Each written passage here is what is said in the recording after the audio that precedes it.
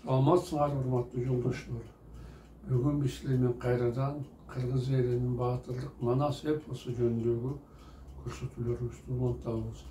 Мен силерге мурда айткандай, мен Манасчы Сагынбай Орозбаковдун вариантынын негизинде 5 томдуу Манас романын кара сөз түрүндө жазганмын.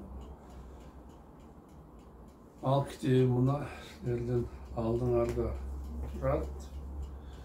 Бул китептерди мен 5 томдукту Кыргыз Республикасынын билим берүү жана илим министрлигинин алдындагы билим берүү академиясынын текшерүүсүнөн өткөрүп, азыркы учурда китептерин орто мектептердин кыргыз адабияты программасына Манас эпосун окуп үйрөнүүдө кошумча окуу куралы катары сунушталган. Ошондой эле мен Манасты окуп үйрөнүү мектеп окуучулары үчүн жеңил болсун деп мындай кылып 8-11 класстын окуучулары үчүн жумуш тепкирлерди түзгөнмүн. Алар дагы азыркы учурда мектеп программасына сунушталган. Азыркы учурда мен Манастын экинчи бөлүгү болгон Семете эпосунун үстүнөн иштеп жатамын. Бул романдын биринчи бөлүгү бүтүп, азыр экинчи бөлүгүнүн үстүндө иш жүрүп жатат. Ошондой эле эпос мындан ары жайылтуу максатында мен Манас романын 5 томун толук өзүм орус тилине которуп, аны интернет сайт ачып, epos-manas.com деп. Ошол сайтта сатыкка койгонмун. Кимде ким кааласа, ошол жерден китепти алып окуса болот. Мына мен кыскача айтайын дегеним ушул. Азыр болсо силерге мен Манас романын окушту улантсам. Кудайга шүгүр деп ойлонду Алмамбет. Карачы, кандай сонун болду. Өткөн жолу жогоркуга чыгып, калмактардын 30 000 атын чапкан болсок, азыр 20 000 жылкы 15 000 карамалды олжого алдык. Кууп келген алардын баатырларынын таш талканын чыгарып, курал жарактарын энчилеп алдык. Эми Кудай буйрса, Айдаркандын айылына эсен аман жетип барсак, олжону казактарга бөлүп берип, элдин батасын алайын. Эл айткандай, жамгыр менен жер көгөрөт, бата менен эр көгөрөт. Мен да бата алып, көгөрүп, бактылуу болоюн деп ичинен тилек кылды Алмамбет. Бир нече күн жол жүргөндөн кийин жортмолго чыккандар айылына эсен аман жетишти. Баатырдын берешендигине көнүп калган казактар аны кубануу менен тосуп алып, мол олжону бөлүп алышты.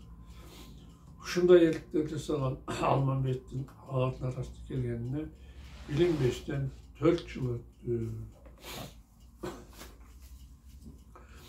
5-чи бап көкчөнүн тегерегиндегилердин бузуктугу. Казактардын арасына келгенине 49 жыл толгон Алмамбет Маңгул калмактан мал, жылкы айдап келип, элге тең бөлүп берип, казактардын баары бай болуп, ичкени кара чай, кийгени тубар шайы болду. Эл журттун байыганына Алмамбет аябай кубанып жүргөндө, күндөрдүн биринде аны Айдаркан өзүнө чакырды. Эмне себептен мени чакырып жатат экен атам? Эмнеси болсо да анын алдына барайынчы. Ал мени жакшылык иштерине чакырып жатса керек деп таң калган Алмамбет дароо атасынын үйүнө жетип барды. Айдаркан аны жылуу кабыл алды. Кел балам, төргө өт деп боз үйүн ичинде жаткан кан ордунан туруп, өзүнүн жанынан орун бошотту. Алмамбет сыпайылык менен төргө барып отурду. Отургандан кийин Айдаркан кызматчыларына буйрук берди. Муздак кымыздан алып келгиле. Эки кызматкер дароо кандын айтканын аткарып, чанашта толтура кымызды алып келишти. Чанашты аябай шайкап туруп, эки чыныга куюп жигиттердин бири аларды Айдаркан менен Алмамбетке сунду. Экөө тең ырахаттанып кымыздан иче башташты. Чынылар бошогондо кызматкер аларга кайрадан кымыздан куйду. Бул убакытта эч ким үн каткан жок. Экинчи чыныдагы кымыздан жарым жартылай ичкенден кийин Айдаркан ырахаттандан сакалын сылап Алмамбетке кайрылды. Балам, казактар үчүн жасап жаткан элдиктерим баарыбыздын кулубузга толду. Элимдин карысы да, жашы да сени алкап мактап жатышат. Жигиттерибиздин баарын жылкуу кылып койгонундан улам мурдакыдай жайлоого көчө албай, өкүстө калган эч ким жок. Ошондуктан элдин баары сага ыраазы болуп жатат. Мага айткан жылуу сөзүң үчүн рахмат, ата. Жылмайды Алмамбет. Мен мунун баарын силердин мага кылган жакшы мамилеңерди актайын деп жасаган элем. Аны мен түшүндүм, деп жооп берди Айдаркан. Алдындагы чыныдагы чын кымыздан бир эки уктагандан кийин Алмамбетке ойлуу карады. Балам, деди Кан, угушумча сен жаш кезиңде Кытайдын эң мыкты мектептеринде окуп, менмин деген мугалимдерден, окумуштуулардан, аскер колбашчыларынан сабак алган экенсиң. Ушул туурабы? Туура, ата. Бейжиңде 6 жыл окугандан кийин атама келип, алган билимимди кандык ишмердигимде пайдаланган элем.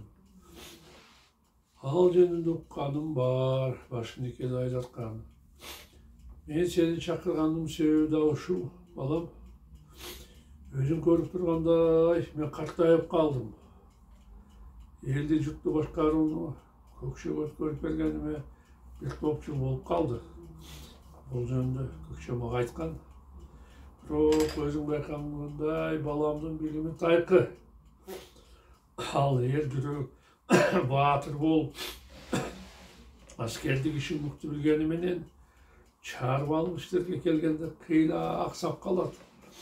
Ошондуктан кыйын кезеңге кабылганда балам элин 60 төрөлөрүнө кайрылганга аргасыз болуп жатат. Мында эмнеси жаман? Балам, кейиштүү башын чайкады Айдаркан. Жашырганда эмне? Төрөлөрдүн баардыгы балама жакшы, туура кеңеш берет деп айтканга негиз жок. Ал эми сен адилет, чынчыл, ак ниеттүү жигит экенсиң.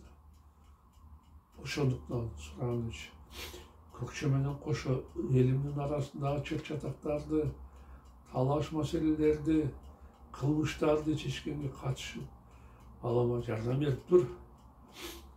Атам эмне деп жатат?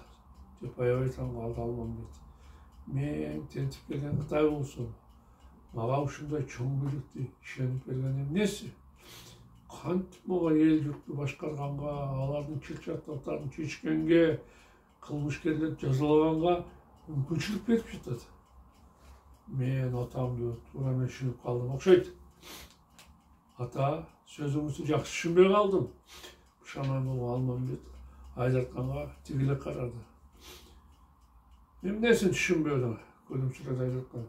Мен сени балам менен кошо журтту башкар деп суранып жаттым. Ата, деди оңтойсуздана жыртыктеген Алмамбет. Сиз мени эл журтту башкар деп жатасыз. Бирок мен чоочун адам болсом, кантип элиңизди башкарабын? Мындай кылсам баары нааразы болбойбу? Эч ким нааразы болбойт. Чечкиндүү жооп берди Айдаркан. Эл журтту мындай кыйын болсо, сен алып келген малдан, чаап келген жылкылардан баштарсың. Сен берген тондорду кийбесин, курал-жарактарды албасын. Ушунун баарына эрки жетсе, ошондо гана сага элди журтту сураганга уруксат бербегенге аракет кылсын. Кандай дейсиң? Алар ушундай кадамга бара алабы? Жок, ата. Бул учурда алар баардык нерсесинен айрылып, көп нерсесин жоготушат. Туура. Эч ким колуна тийген дүйнөдөн баш тартпайт. Ошондуктан сен тартынбастан элди, журтту көкчө менен башкара бергин. ата өзүңүздүн чечимиңизби? Жок, мен сени элди башкар деп бекеринен айткан жокмун. Бул жөнүндө алдын ала жакын кишилер менен кеңештим. Алар да бул сөздөрүмдү макул көрүштү. Элдин баары сага ыраазы. Алар эмнеге ыраазы? Ата, сен ушунча айдап келген жылкыларыңды тең бөлүшүп жүрөсүң. Байларга кошомат кылып, аларга көп берип, кедейлерди кемсинтип, тоотпой койбой, баарына бирдей мамиле жасадың. Ошону менен адилеттүүлүгүңдү көрсөтүп, булга толдуң. Ошондуктан сен коркпостон элди башкара бергин. Эгерде мага ишенип жатсаңыз, анда сунушуңузга макулмун. Ошондон кийин Алмамбет Көкчө менен элди журтту башкарганга катыша баштады.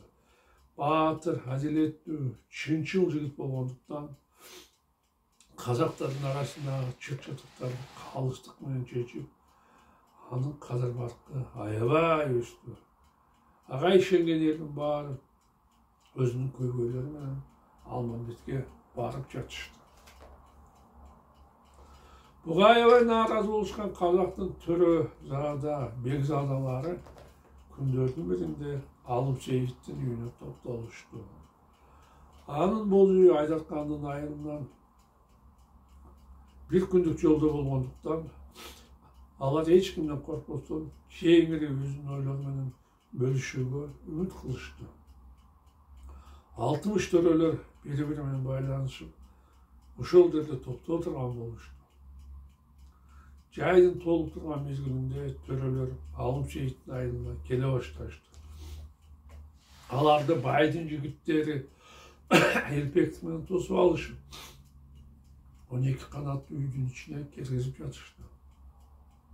Кызыл тазыл болуп, кооз кийинип, жасанып алган казактын төрөлөрү үйдүн ичине кирип, дасторкондун четине тегерете салынган түшүктөргө жашына, мансабына, байлыгына карап, орун алып жатышты. Баары жайлангандан кийин кызматкерлер тамактын ар кандай түрлөрүн үйгө алып кирип, боорчок, мындар, катырма, жупкаларды дасторкон үстүнө жайната коюшту. Узак жолдон курсак ачып келген төрөлөргө шорпо тартылды.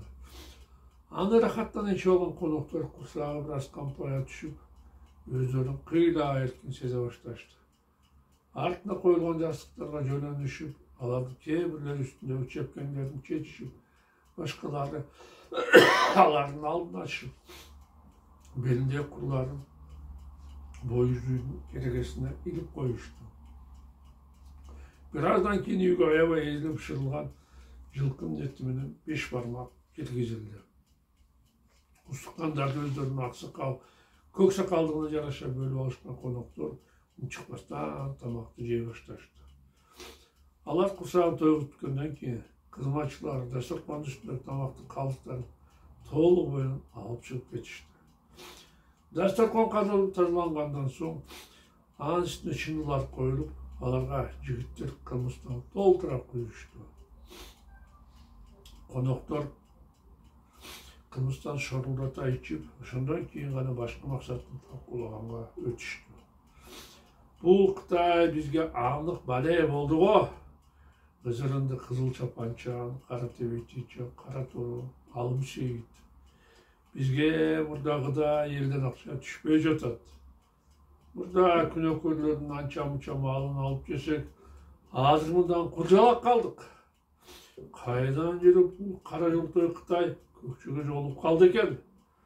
Ал бизди оор кочкон тамагыбыздан оңдурбай айырып салды.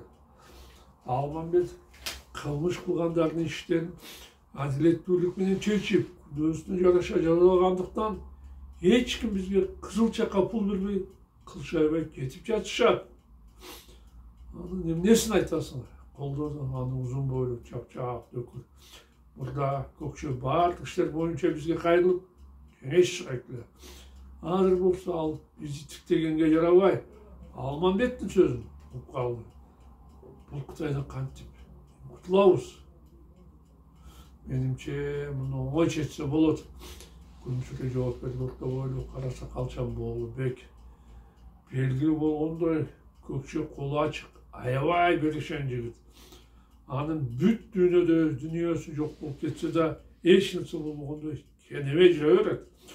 Бирок анын эң чоң кемчилиги кызганчактыгы. Катыны акеркеш бирок карап эле койсо, аны кызактай муздап салганга даяр. Биз казактын алтын үчтөрөсү анын кызганчактыгын Кытайга каршы пайдаланалы. Алмамбет сенин катының менен жакын деп, анын кулагынын кужурун алалы. Ошондо көкчө кызганганынан Алмамбетти бул жерден кууп жиберет. Же аны таптакыр өлтүрүп таштайт. Эң туура акыл, деди дөкүр.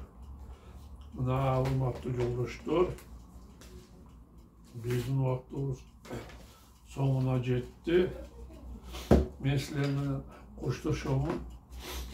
Кайрадан жолугушканча саламатта калгыла.